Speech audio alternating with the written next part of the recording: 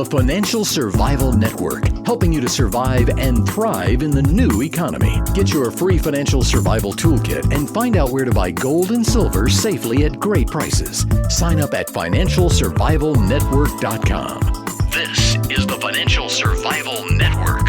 1490 WGCH. This is Kerry Lutz, and you're listening to the Financial Survival Network, which is brought to you by Miles Franklin. They've been in business selling gold since 1990, and I'm a customer because when you buy, they ship. To find out more, go to milesfranklin.com or call them at 800-822-8080 and get a free quote.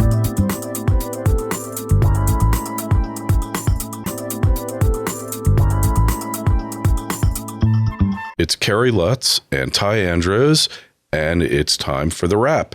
We've been on hiatus for the past couple of weeks. We were at Freedom Fest, had other commitments, but we are back, and we're talking about the latest developments in global economic finance as well as societal trends. Ty, it's great to be back with you.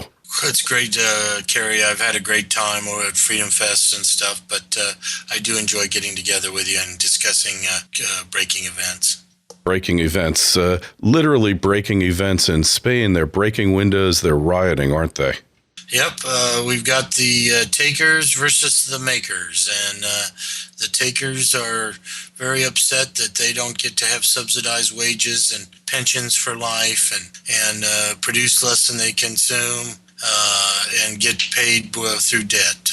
It's only the beginning over there. You know, it's actually coming to America, but we're now seeing what's been going on in Greece, and it's moved center stage to Spain, hasn't it? It certainly appears that. And the Spaniards are not the kind to really be out in the streets rebelling. They were subjugated under Franco for so many years. Then they devolved to democratic rule and really haven't heard much from them over the years. They've kind of just been, they had a real estate boom that was worse than the one in the U.S. that is totally blown up because the whole country is a beach, huge coastline, and they just built condos in every available spot. And now, like you say, it's the makers versus the takers. Well, and, there's the problems in Spain are so deep. Anybody that read my newsletter at the end of April, Spain was done at that time, and now it's finally hitting the headlines. They did a $100 billion bailout, but if you really look at it, there's no money being transferred. It's all a bunch of promises. I'll call them empty promises.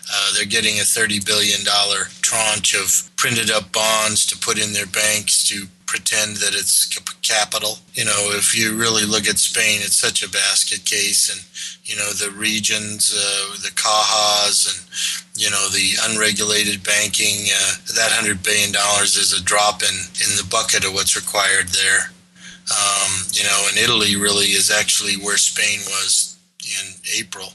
So we can look for this to be coming to Italy over the next 3 or 4 months. It's just the unwinding, and I'll call it a wave of insolvency as we work our way to the currency and financial system extinction event. Yeah, and there's no let-up, is there? Well, there's let-ups, in the last 2 or 3 weeks, and, and then we have another wave of insolvencies hit the headlines, and then everybody flies into action to, I'll call it fool everybody for a little while longer, although the half-life of the foolishness is, getting shorter and shorter. And it's going to, and like I've said before, it's coming to America. You can bank on it. America's, we have the chosen one up there in Washington, D.C., and he's run, I'll call it a bull market and government dependency, whether you're looking at food stamps or Social Security disability benefits or what have you. This guy is doing Cloward Piven. He's getting as many people onto the dole and government dependence as possible. And he's collapsing the economy. And then all of the people that are the something for nothing societies demand that he go and seize everything from the private sector to support their entitlements. Yeah, so nothing new there. It's just socialism entering its death spiral phase, or as Lady Margaret Thatcher used to be so fond of saying, the problem with socialism is that eventually you run out of other people's money. And that's obviously what's happening here. Absolutely. And of course, it's, like I said, not isolated to Spain. It's, politically correct investments. All the banks are operating in insolvency. I don't care what anybody says. If they actually had to sell their assets, what they could get on them tomorrow, Yeah. we'd vaporize overnight. Everybody's running in what I'll call regulatory insolvency. And of course, you can see people trying to flee and going into negative interest rate instruments in France, of all places, and Denmark and Germany. And it's just an epidemic of give it to the government, at least because you're going to get it back. And of course, they're giving it to the governments. Well, it's interesting, isn't it, that they're giving it to some governments that have a printing press and other ones that don't. I expect the ones that have a printing press to fail last and the ones that don't to fail first. Right. And, when we look at, what's going on over there in Europe, Carrie, anybody that's seen what's called Target 2 balances, actually the insolvencies are being transferred to Germany and France. And what is a Target 2 balance? That means that if money is moving out of Spain and Greece or any of the in trouble economies and moves into Germany, the German central bank makes a backdoor loan to those central banks in those countries to keep their balances from imploding the banking system.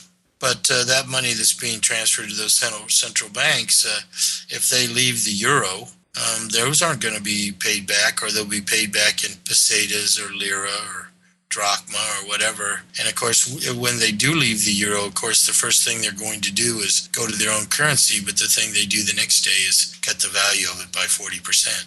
And then we have high inflation, perhaps even hyperinflation, right? Right now, I believe we'll have hyperinflation, but you can't really have hyperinflation as long as the economies are functioning. And hyperinflation really, I believe, only comes along once wealth creation completely collapses. And wealth creation is collapsing, but it has not collapsed. But if a bunch of these too big to fail banks actually do fail, you wind up with deflation really quick, right? Yeah, and of course, everybody, that's the one little key word that both Drawley and everybody else talks about. They have that mandate to keep inflation low, but they're scared of one thing, and of course, that's deflation. Yeah. And of course, that's when the printing presses will come out in a manner that will dwarf what's happened to this point. So you think it'll be like the Weimar, where they just start giving money to people to spend because the banks, are unable or unwilling to? No, but I believe they'll give the money to the banks. Mm-hmm. I mean, they'll just take the toxic assets and move them onto their balance sheet and give them fresh cash. Really? Huh. Well, anything is possible. So we're talking. You have to be connected to get the money printing. Yeah. If you're the public, you don't get it. Obviously. If you're a bankster or a connected financial company or a big industrial company like GE or whatever, I'll call it systemically important, you're ring fenced inside the money printing area. Mm-hmm. Yeah. If you're the public, screw you, buddy. So you get taken care of because, as usual, the government picks winners and losers, right? Well, they have, but the winners are now quickly turning into losers, and they don't like it. That's a story for another day. So you've got a little piece you want to read to us from Porter Stansberry about what's really happening in the country. Why don't you read that to us? They've really pushed the limits of taxation. Now wealth creation has died in America. We saw the chosen one over the weekend talk about all success flows from government. Mm-hmm. And I'm not going to go into that today, but I just needed to mention it because I was sick all day after I saw that. I just got away from the teleprompter and really actually said what was on his mind. And what he really believes. And it wasn't pretty, was it?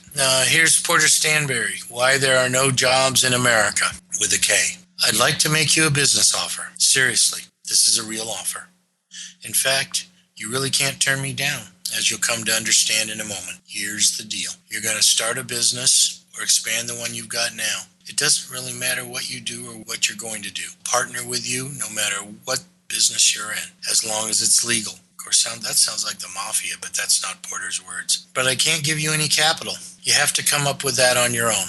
I won't give you any labor. That's definitely up to you. What I will do, however, is demand you follow all sorts of rules about what products and services you can offer, how much and how often you pay your employees, and where and when you're allowed to operate your business. That's my role in the affair, to tell you what to do. Now, in return for my rules, I'm going to take roughly half of whatever you make in the business each year. Half seems fair, doesn't it? I think so. Of course, that's half your profits. You're also going to have to pay me about 12% of whatever you decide to pay your employees, because you've got to cover my expenses for promulgating all the rules about who you can employ, when, where, and how. Come on, you're my partner. It's only fair. Now, after you put your hard-earned savings at risk to start this business, and after you've worked hard at it for a few decades, paying me my 50% or a bit more along the way each year, you might decide you'd like to cash out, to finally live the good life. Whether or not this is fair, some people can never afford to retire, is a different argument. As your partner, I'm happy for you to sell whenever you'd like. Because our agreement says if you sell, you have to pay me an additional 20% of whatever the capitalized value of the business is at that time. I know. You put up all the original capital. You took all the risks. You put in all the labor. That's all true, but I've done my part too. I've collected 50% of the profits each year, and I've always come up with more rules for you to follow each year. Therefore, I deserve another final 20% slice of the business. Oh, and one more thing. Even after you've sold the business and pay all of my fees, I recommend buying lots of life insurance. You see, even after you've been retired for years, when you die, you'll have to pay me 50% of whatever your estate is worth. After all, I've got lots of partners, and not all of them are so successful as you and your family. We don't think it's fair for your kids to have such a big advantage. But if you buy enough life insurance, you can refinance this expense for your children. All in all, if you're a successful entrepreneur, if you're one of the rare, lucky, and hardworking people who can create a new company, employ lots of people, and satisfy the public, you'll end up paying me more than 75% of your income over your life. Thank you so much. I'm sure you'll think my offer is reasonable and happily partner with me. But it doesn't really matter how you feel about it, because if you ever try to stiff me or cheat me on any of my fees or rules, I'll break down your door in the middle of the night, threaten you and your family with heavy automatic weapons, and throw you in jail.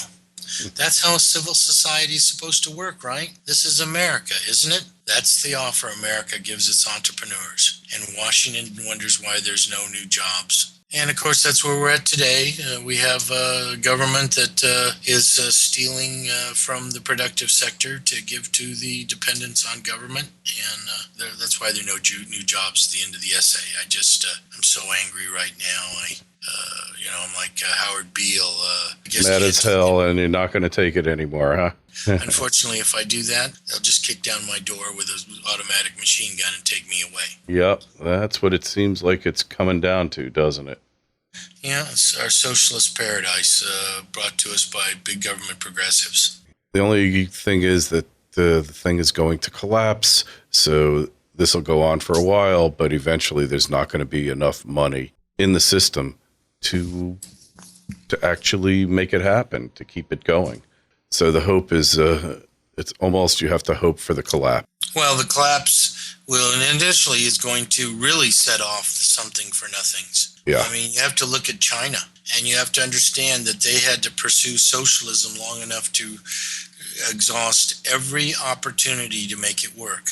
And then finally, it's going to be like Deng Xiaoping, and one of our leaders will have an epiphany that to get rich is glorious. And at that point, the marketing and markets and capitalism will begin again. But that day's pretty darn far away.